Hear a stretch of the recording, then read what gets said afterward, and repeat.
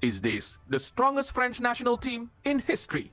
If you look at the squad value on paper, then yes. With Mbappé, Dembélé and Olise, the forward line alone is strong enough to assemble 2 starting 11s. But if you look at it from a tactical philosophy perspective, Deschamps gives you a simple answer. I don't want the strongest, I want the most stable. How stable? 9 defenders. 5 defenders and 4 defensive midfielders during matches. Sit deep, defend, sneak 1 goal, and call it a day. That is the Deschamps version of strength. Whether I'm strong or not doesn't matter. If you can't beat me, then I've already won.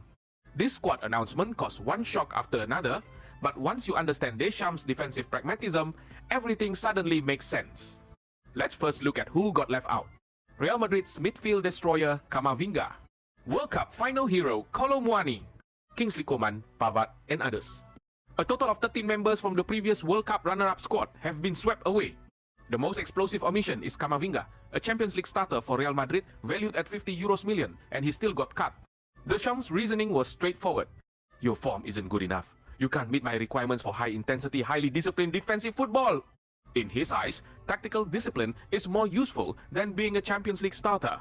The squad has been cleansed of the players Deschamps doesn't like. The ones who remain are the perfect pieces of his defensive puzzle. Take a look through the roster and you'll immediately see how extreme it is. There is no suspense in goal. Maignan is AC Milan's #1 goalkeeper, excellent with his feet, lightning-fast reactions and capable of miraculous saves. Samba is the backup goalkeeper and the dressing room entertainer. The third-choice keeper is Chevalier, receiving his first ever call-up to the national team. At the back, Deschamps brought 9 defenders determined to commit to defensive football all the way. On the left is Theo Hernandez, Mbappe's official partner. Whenever he charges forward, France's counter-attack begins. After his brother Lucas suffered a major injury, Lucas shifted into a central defensive role. At Paris, he has become calmer and improved his positional awareness.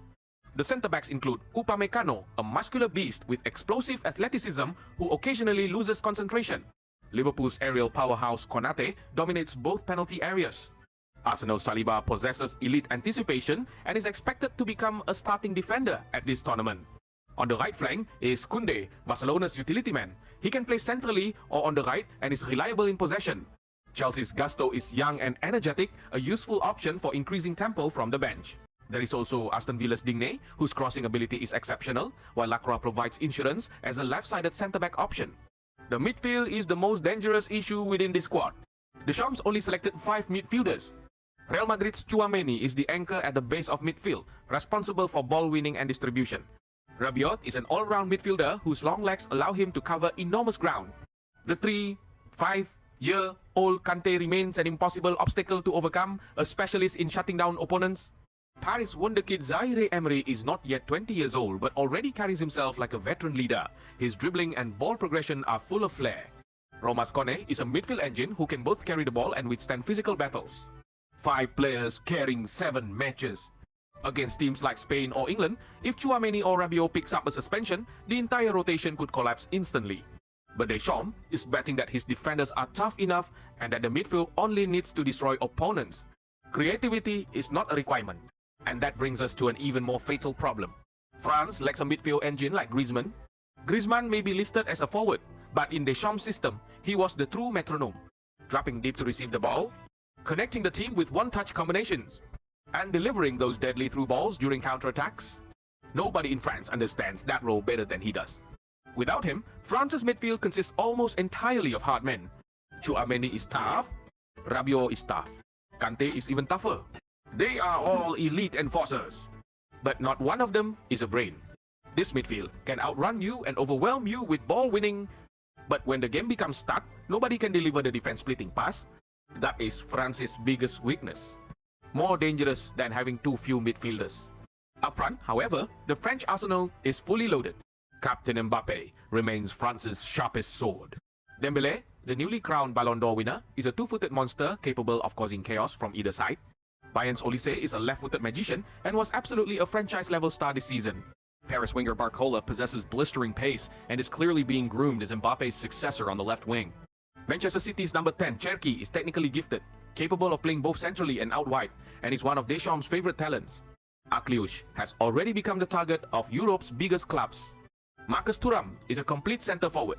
And Crystal Palace's Mateta is a pure battering ram, specifically designed to smash through packed defenses. But don't start drooling just yet.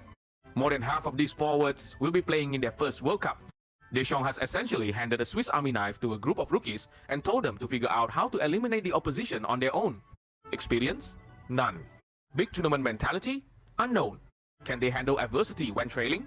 Nobody knows. This is classic Deschamps gambling. Either the youngster get excited and tear through the entire world, or their legs turn to jelly under pressure and they struggle to score even a single goal.